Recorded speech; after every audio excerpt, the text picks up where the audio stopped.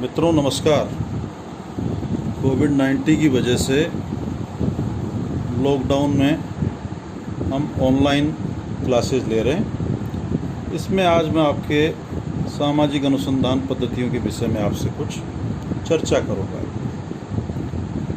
सामाजिक अनुसंधान की पद्धतियाँ, सोशल रिसर्च इन मेथड्स, इसमें मूलतः हम समाजशास्त्र के अंदर जो ज्ञान का नवीन सृजन है, इसकी पद्धतियों की चर्चा करते हैं। इसमें हम मूलतः बताते हैं कि सामाजिक अनुसंधान क्या है, सामाजिक सर्वेक्षण क्या है, सामाजिक अनुसंधान के क्या प्रकार हैं, सामाजिक अनुसंधान में तथ्यों का संकलन किस प्रकार से किया जाता है, तथ्य कितने प्रकार के होते हैं, उपकल्पना क्या है, प्रश्नावली, अनुसूची, साक्षात्कार, अवलोकन, इन विषयों पर चर्चा करेंगे।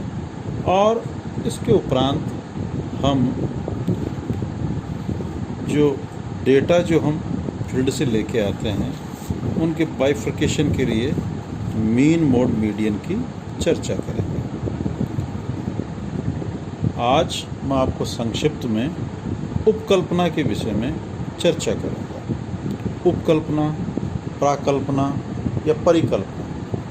उपकल्पना या प्राकल्पना से सामान्य से तात्पर्य है कि सामाजिक अनुसंधान में जो घटना है उसके कार्य कारणों के संदर्भ में जो हम एक पूर्व कल्पना, पूर्व विचार बना लेते हैं, वही प्राकल्पना कहलाती है। हमारे वास्तविक अध्ययन के उपरांत हमारी ये प्रकल्पना, परिकल्पना, उपकल्पना सत्य भी साबित हो सकती है और असत्य भी। अनुसंधानकर्ता का कार्य इस प्राकल्पना को सही या गलत साबित करना नहीं, वरन वास्तविक तथ्यों के आधार पर वैज्ञानिक सत्य को खोज निकालना है। अर्थात प्राकल्पना का जो मुख्य कार्य है वो अनुसंधानकर्ता को अनुसंधान क्षेत्र में भटकने से रोकना है। इस प्राकल्पना में कुछ खास बातें भी है, इसकी कुछ विशेषताएं भी है। जैसे प्राकल्पना हमारी सरल हो, स्पष्ट हो। सरल या स्पष्ट से तात्पर्य है कि इसमें हम कोई अनावश्यक शब्दों का प्रयोग ना करें। जैसे हम कहते हैं कि राम सुशिक्षित प्राणी है। अब ये सुशिक्षित शब्द क्या कर रहा है? हमें भ्रमित कर रहा है।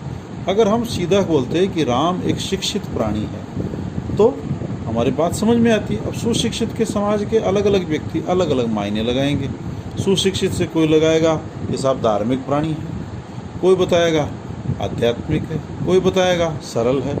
यानी प्राकल्पना में क्या करना है? हमें सरलता का मुख्यतः ध्यान रखना है। दूसरी चीज़ है प्रयोग सिद्धता।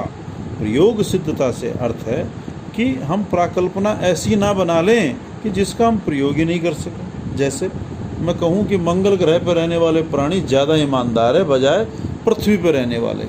अब मंगल ग्रह पे कौन तो जाएगा, कैसे उसको सिद्ध करेगा? यानी हमें ऐसे किसी भी अनावश्यक तथ्य को शामिल नहीं करना है। अगली खास बात है विशिष्टता। विशिष्टता से अर्थ हुआ कि किसी भी घटना के पीछे एक से अधिक कारक जिम्मेवार होते हैं। हमें केवल उन्हीं कारकों पे फोकस करना है जो कि महत्वपूर्ण है। अगली विशेषता है उपलब्ध प्रविधियों से संबद्ध। उपलब्ध प्रविधियों से संबद्ध से हमारा तात्पर्य है कि जो हमारे पास संसाधन है, जो हमारे पास साधन है, जितनी हमारी सीमाएं हैं, जितना हमारे पास अर्थ है, उनको दृष्टिगत रखते हुए हम अनुसंधान कार्य को आगे बढ़ाएं। अगली खास विशेषता है उपकल्पना सिद्धांत समूह से संबद्ध होनी चाहिए। इसका अर्थ हुआ कि हम समस्या के अनुसंधान के प्रारंभिक चरण में हमने समस्या का चयन किया और इसका अंतिम चरण क्या है? सिद्धांत निर्माण। यानी हमारे अनुसंधान के प्रारंभिक चरण से लेके हम अंतिम चरण की संपूर्ण यात्रा सिद्धांत के इर्द गिर्द ही रखते हैं। इसलिए हमें इस चीज़ को विशेषतः ध्यान रखना है कि हमारी प्राकल्पना ऐसी हो ताकि हम उसके आधार पे उस सिद्धांत का निर्माण कर सकें।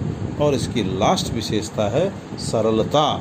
सरलता से अर्थ हुआ कि इसमें हम किसी अनावश्यक जटिलता या किसी अनावश्यक अवधारणा का प्रयोग ना करें। मित्रों, कल हम प्राकल्पना के जो अगले खास बिंदु हैं, प्राकल्पना के प्रकार, स्रोत, प्राकल्पना के गुण, दोष, हम इन पे चर्चा करेंगे। धन्यवाद।